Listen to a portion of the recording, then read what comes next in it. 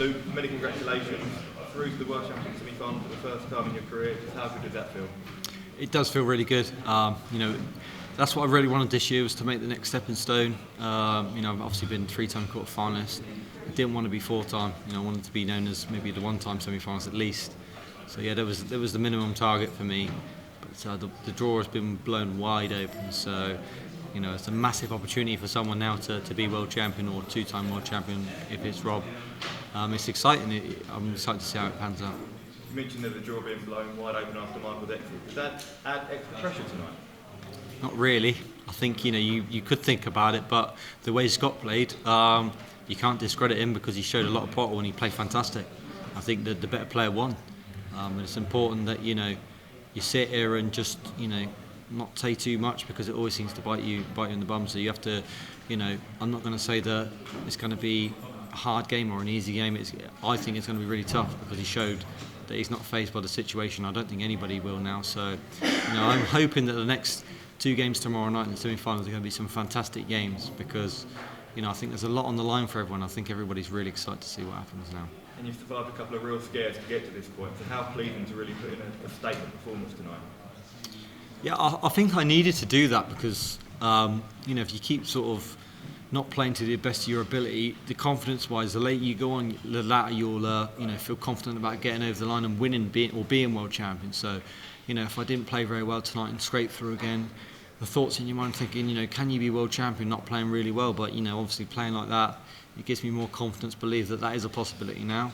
But I've got a really, really tough run in. It's going to be really, really hard. But like I say all the time, I really look forward to seeing how it goes, and I feel really relaxed, and it felt really good that tonight. And with Michael's exit and obviously what you've achieved over the last few months, do you feel that you're the man to beat now? No, not really. No, I think it's an open tournament. I can play fantastic like that tonight. I can also play not so great like I did in the early rounds of the tournament. So yeah, I don't think I'm the man to beat at all. I think there's 4 good dart players that can all win it, and it's a hard one to pick. So yeah, I'm just, like I said, really looking forward to seeing how it pans out. I'm hoping if I can play like I did tonight, then I'll stand a great chance of being world champion. But you've got to take one game at a time. Thank you, well done. Thank you. Luke, huge congratulations. You talked about your disappointments of previous quarterfinal defeats. What does that say about your character now, the fact you've gone there and averaged over 103 to book your place in the semi-final?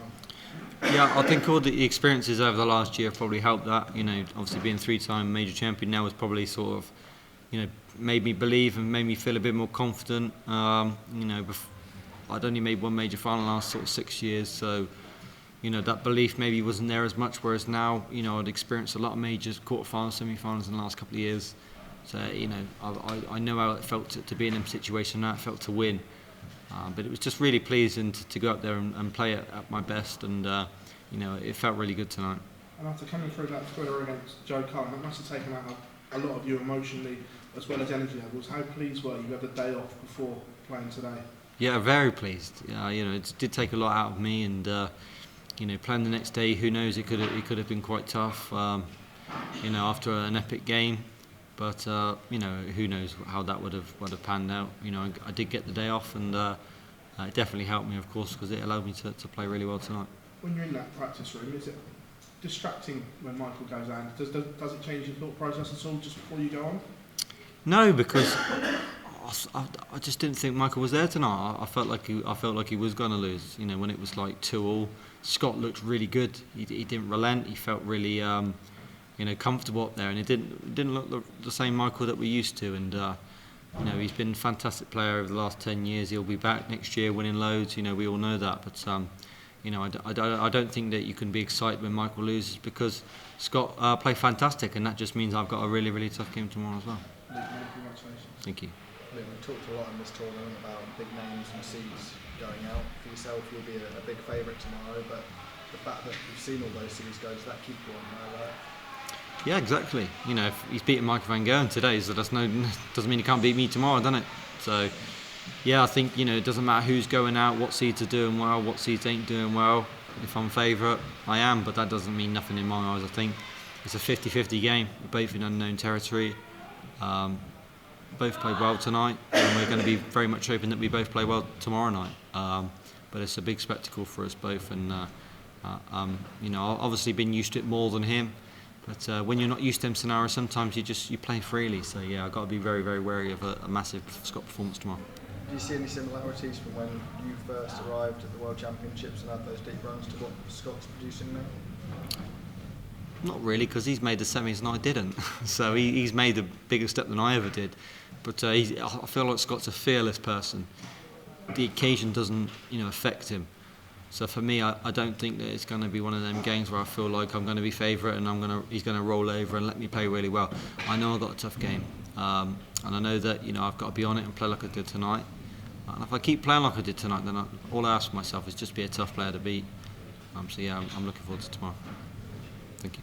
Luke, this tournament so far for you has been a little bit of everything. You've had tough scrapes, you've had, lucky moments maybe, and tonight you've had do you feel like there's a little bit of momentum coming your way, if there's such a thing? And do you actually feel that's actually happening to you? You're now getting into that peaking at the right time? Yeah, I think momentum is a thing. Of course, when you put in a good performance, it gives you a lot more confidence. I mean, my first two performances, they just weren't there, and I think a lot of people probably would have said there's no chance he could be world champion, he's not playing well enough. Whereas in the last two games, I seem to have found that form again. And that's what can happen in darts. Obviously I've played so good the last couple of months.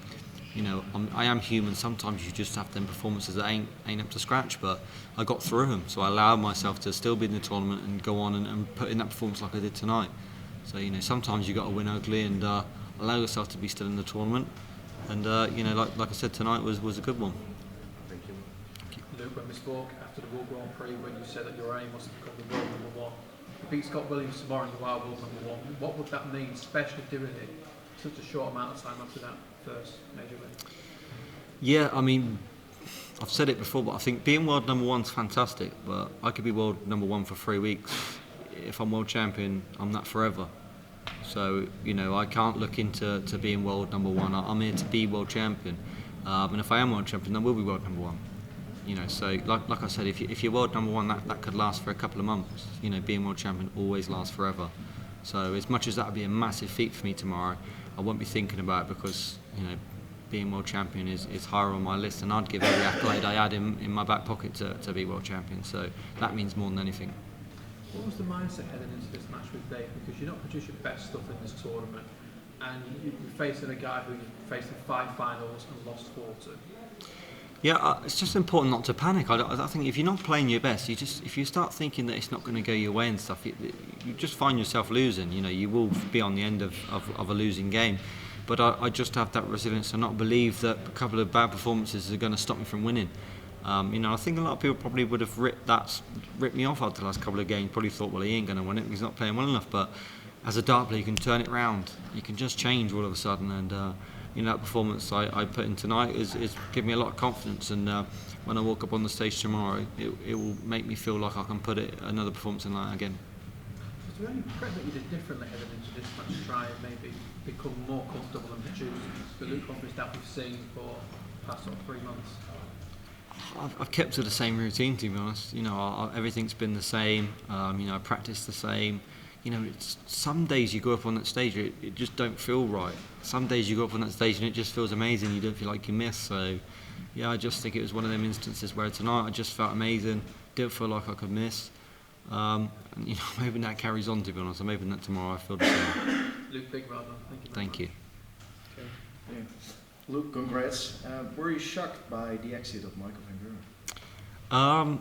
Not really shocked. Of course, he was the. You probably would have thought he'd have won the game, but you can't be really shocked because we're in an era now where there's so many fantastic dart players, and Scott's a fantastic dart player. And if you don't play at your best, then you'll be out of the tournament. So I wasn't incredibly shocked by it. Obviously, I thought Michael was going to win, but we're in an era now where the sport is so high. There's so many great players. Where if you're not in your game, then you'll find yourself out of the tournament. Yeah, a lot of players still are saying that Michael is the best player of this generation, but at the same time he waits 5 years for his next world title. Yeah, what's your opinion about that? But he is the best player of our generation, that's for sure. In the last 10 years he is the best player of our generation. And people forget, maybe he's not won as many as everyone expects, but he still is 3-time world champion. That's some feat. So you know, over the last 10 years, he's won 3. Probably would have wanted more, but I feel like he will get more. You know, I feel like he will still win a lot of world championships in his career. He's got a long way to go. I'd just be happy with 1, if I could get 1. Luke, congratulations. Thank you. Many people are talking about Luke Humphries. Is this maybe an advantage for you and takes a little pressure away from you? Because, like I said before, maybe you're one of the favourites in the tournament. Not particularly. I think, you know, he's been playing fantastic, and you know, regardless of his age or anything like that, he's been one of the best players in the tournament. Let's be honest, I think he's averaged 100 over 3 times. So, you know, I look at him not about his age. I don't look at Luke as being a 16-year-old. I look at him as a fantastic dart player and one to be. You know, and I feel like if it weren't about his age, he would have still been a massive thing in this tournament, because he's possibly been the most consistent dart player in the tournament so far. So he's going to be a tough player to beat. Thank you. Do you think he should be in the Premier League, or is it too soon for him? Who? Luke Humphries, 17 this month. Yeah, I mean, I'll leave that down to. That's not my decision to make. I mean, that's if he's world champion, I think probably has to be, doesn't he? I think, you know, we've always had the world champion, but you know, that's not my decision to say yes or no.